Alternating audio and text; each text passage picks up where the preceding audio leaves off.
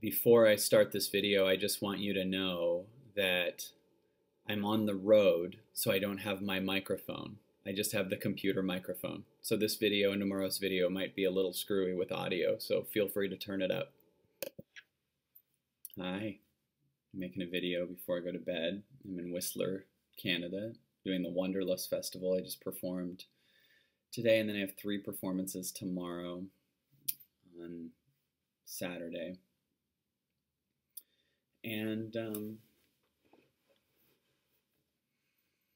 I was just kind of thinking today about how normal it is what I do now, and how it's just a part of me, and how there was a time when I was about to make some leaps that I had no idea that it would be totally a normal thing for me to be doing this. And I don't just mean normal like that I do it, I just mean also normal inside of me emotionally, that I now just go on a stage and combine comedy and transformation, that I now make a video like this, that I have a book. I had no idea all this was coming. I just knew at one point I was done with stand-up comedy and it was time for me to let go of it. That was literally the start of the whole thing. I was just in a moment where I said, I don't feel like doing stand-up comedy is my highest calling. So I'm going to let go of it. And I was filming a documentary at the time, and I said, I'm officially done doing comedy clubs on the road. And then in that moment, I didn't even know what I was stepping into. I was stepping into a feeling. And that feeling has led me to the entire life that I have now. My daughter, my fiance Christy, all came from me meeting Christy through my events. She heard me on the radio. You know, I was just at Wanderlust doing this comedy transformation talk, and it was so fulfilling because it's something that was an idea that I had in me. I'm not reading other people's lines. I'm not doing it the way someone taught me that I should do it. It was my idea. And I only say this because you have these ideas trying to come through you all the time. And now it's normal. But at first, my circumstances were not feeling good. When I made the first leap in my body and I said, I'm done doing comedy clubs on the road, I went through 2 years of watching other comedians that I had loved and worked with become household names. I had worked with Amy Schumer and Daniel Tosh and Dane Cook and Louis C.K. and all these different people at different times at different comedy clubs, the Improv, the Laugh Factory. And I would watch them get bigger and bigger and bigger. And many times my fear would show up going, did I make a mistake? Should I have left this field that I was doing so well in? And some people might even now look at that and go, yeah, you should have. But like what my life is now, I am so fulfilled, and I get so much more work, and I get to do so much more of what I love to do. And I also know that my heart is the truth. I've given myself the evidence of it by listening to it. But I'm so much more fulfilled in all ways.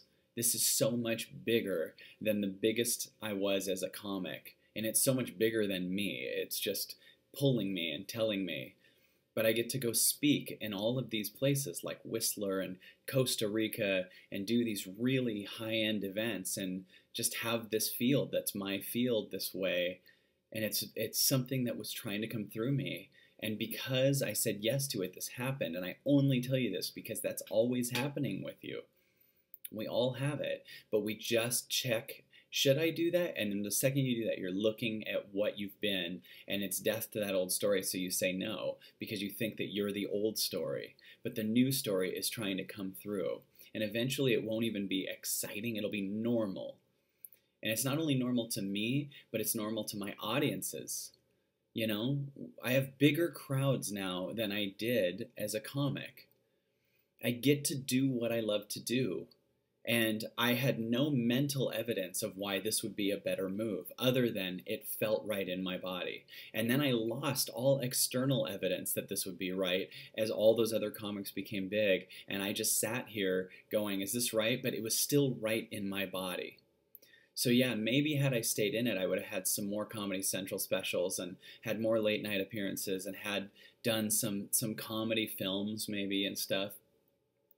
But this has endless potential, and it is so much more fulfilling because now I get to go out to wherever I want to go, say exactly what I feel, and have an audience that matched what I felt versus like try to be like, well, will there be an audience for that? There's always an audience for what you really are. You just have to step into it and let them show up.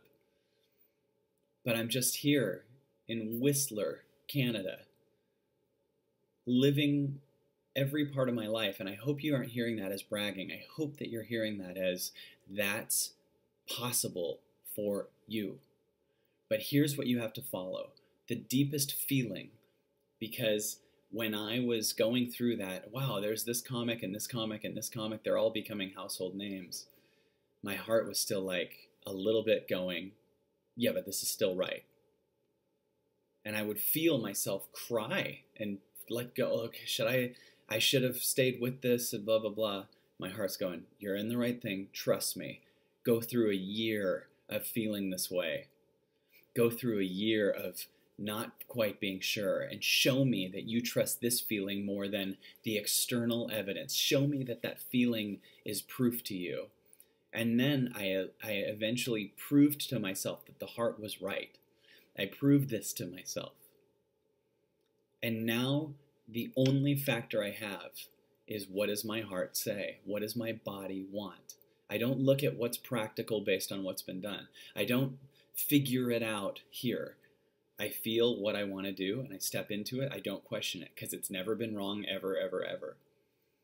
So I just wanted to reflect and remind myself that this at one point was a scary thing. This at one point was a leap that I had no evidence would work other than the feeling. And now life has matched the feeling.